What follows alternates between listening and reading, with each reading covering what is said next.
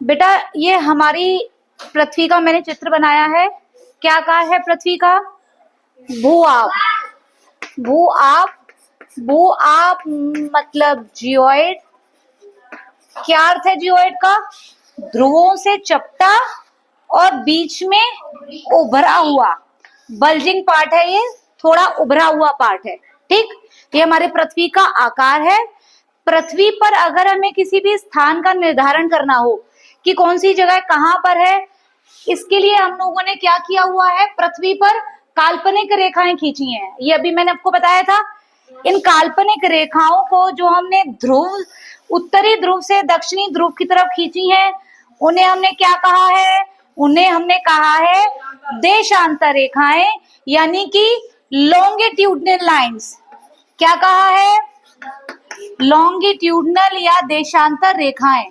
और वे रेखाएं जिन्हें हमने पश्चिम से पूरब की ओर खींचा हुआ है, उन्हें हमने कहा है अक्षांश या लैटिट्यूड लाइंस। ठीक, लैटिट्यूड लाइन या अक्षांश रेखाओं की अगर हम बात करें तो हमने पृथ्वी पर एक मिड में एक सबसे बड़ी अक्षांश रेखा हमने ड्रॉ करी हुई है। ये एक इमेजिनरी लाइंस है। ये कैसी है? काल्पनिक रेखाएं हैं। ये जो बीच में एक हमने लाइन ड्रॉ करी हुई है, इसका मैंने आपको डिस्टेंस बताया था 40075 किलोमीटर। ये हमारी पृथ्वी का सर्कमफेरेंस यानी परिधि बताती है। सबसे बड़ी अक्षांश रेखा है ये। अक्षांश रेखा हमारी पृथ्वी को दो बराबर भागों में बांटती है। ऊपर के भाग को उत्तरी गोलार्ध कहते हैं और नीचे वाले भाग को क्या कह देते हैं? दक्षिणी गोलार्ध। उत्तरी गोलार्ध में अगर हम ऊपर की ओर जाएं, उत्तरी ध्रुव की तरफ जाएं, तो हमने यहाँ पर ये अक्षांश रेखाएं जो इमेजिनरी लाइंस हैं, वो एक एक डिग्री के अंतराल पर 90 ड्रॉ की हुई हैं। कितनी? 90। और ये 90 जो लाइंस हैं, वो जैसे जैसे हम ऊपर जा रहे हैं, वो कैसी होती जा रही हैं? आकार में छोटी होती जा रही हैं और ऊपर पहुंचते पहुंचते ये एक बिंदु के रूप में रह जाती है। तो अगर मैं रेखाओं की बात करूं तो रेखाएं कुल 89 है। क्यों? जो 90 वाली है वो एक बिंदु की तरह है, जस्ट बिल्कुल ठीक इसी तरह से हमने दक्षिण में भी 90 रेखाएं खींची हुई है, जो नीचे तक जाते जाते छोटी होती जा रही हैं। आप देख रहे हो यहाँ पर भी जो 90 नंबर वाली है वो एक पॉइंट की तरह है। तो अगर हम ऐसे कैलकुलेट करें तो 89 लाइंस ही हैं।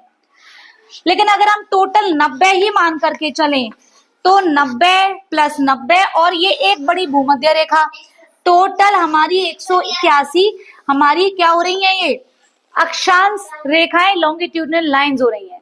और अगर हम इनको जो ध्रुवों पर है उस पॉइंट को अगर हम ना माने, उनको हम लाइंस ना माने, तो हम इन्हें क्या काउंट करेंगे? 89 प्लस 89 प्लस 1 179। ठीक है, क्लियर है? ये हमारी टोटल नंबर ऑफ अक्षांश रेखाएं या लैटिट्यूड लाइंस हो गई। ठीक बेटा, ये जो कुछ इंपॉर्टेंट अक्षांश रेखाएं हैं वो है एक 0 डिग्री भूमध्य रेखा। ये 0 डिग्री भूमध्य रेखा कितने महाद्वीपों से होकर गुजरती है? तो वो है संख्या में 3। एक दक्षिणी अमेरिका, अफ्रीका और एशिया। एशिया में हालांकि सिर्फ एक ही कंट्री इंडोनेशिया से जा रही है, लेकिन जाती है एशिया से। बाकी दक्षिणी अमेरिका से 3 देशों से होकर, अफ्रीका से 7 देशों से होकर, और एशिया में अगर थल की बात करें, जमीन की बात करें, तो सिर्फ इंडोनेशिया से जाती है।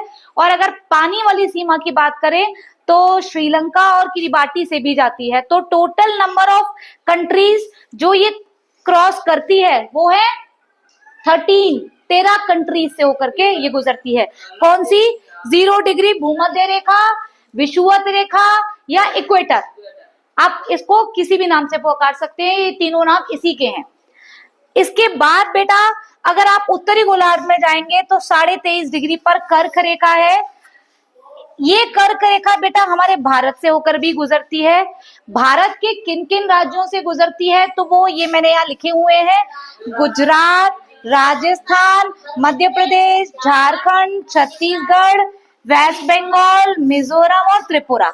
ये 8 राज्य हैं जिससे होकर के हमारी ये कर्क रेखा, कर्क रेखा को क्या कहते हैं? ट्रॉपिक ऑफ कैंसर भी कहते हैं।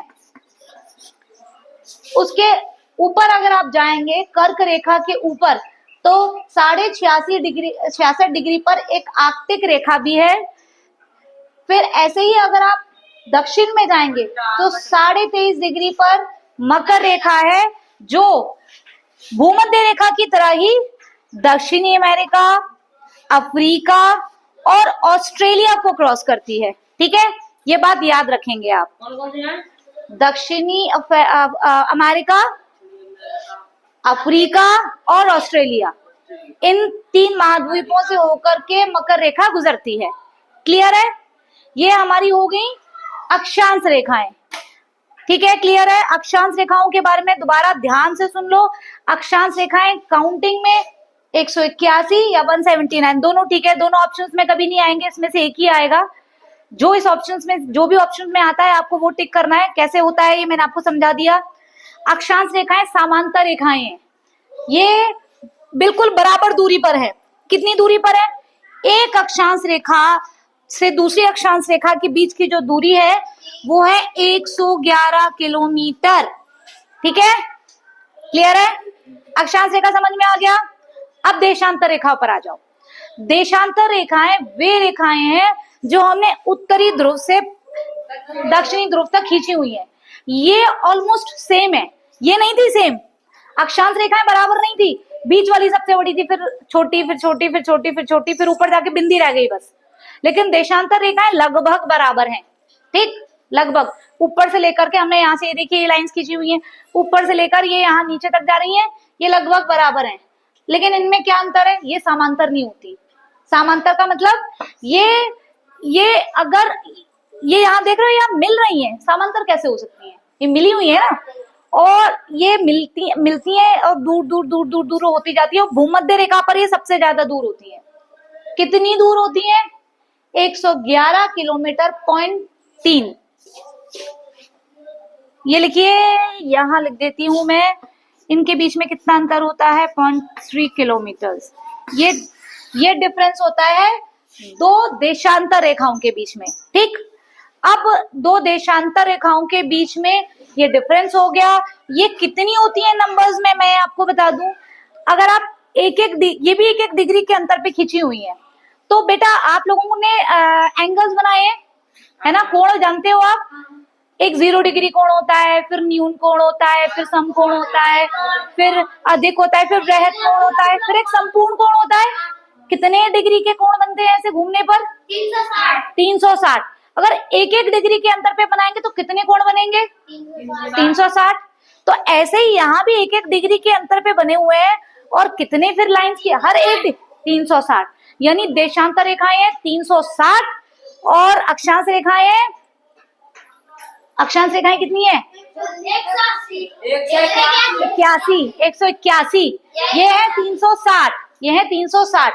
अब ये 360 है। मुझे बताइए, पृथ्वी को अपनी अक्ष पर घूमने में कितना समय लगता है? 24 घंटे लगते हैं, है ना? 24 घंटे में वो 360 डिग्री घूम जाती है ना? ऐसा ही कुछ है ना? तो बेटा वो 1 घंटे में कितना घूम पाती होगी? 1 घंटे में कितना डिग्री घूमती होगी? तो ये निकाल लें ऐसे करके, सॉल्व करो। कितना आएगा? ये आएगा 15 डिग्री। यानी कि वो 1 घंटे में 15 डिग्री घूमती है। कितना घूमती है? कितना डिग्री? 15 डिग्री। 1 घंटा यानी 60 मिनट में वो कितना डिग्री घूमती है? 15 डिग्री। तो वो 1 डिग्री कितने में घूमेगी बेटा? 1 डिग्री कितने मिनट में घूमेगी? तो 60/15। तो कितने में घूमेगी बेटा? 5। Are you sure? 4। यानी कि वो 1 डिग्री कितने मिनट में घूमेगी? 4 मिनट में। ठीक है, यानी कि अगर हमारी पृथ्वी पर ये देशांतर रेखाएं बनी हुई हैं, है ना? ये ऐसी तो बनी है, अगर आप ऊपर से देखोगे तो कुछ इस तरह से तो दिखेगा।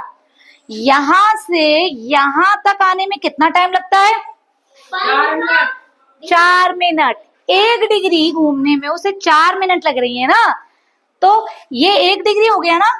एक देशांतर दूसरे देशांतर 1-1 डिग्री के अंतर पे तो बने, तो 1 डिग्री कितने मिनट में घूमेगी वो? 4 मिनट में। कितने मिनट में घूमेगी बच्चा? 4 मिनट में। तो अब मैं आप लोगों को ये बता दूं पहले तो कि हमने ये 360 खींची तो है, लेकिन 360 किसी ना किसी जगह से तो खींची होंगी। जिस जगह से हमने एक जीरो माना होगा ना, उसको एक कहीं ना कहीं से तो शुरुआत की होगी। तो हमने जिसको जीरो माना है उसको हम कहते हैं प्रधान यामोत्तर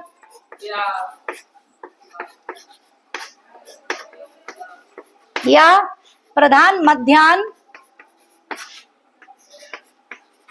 या 0 डिग्री लॉन्गिट्यूड।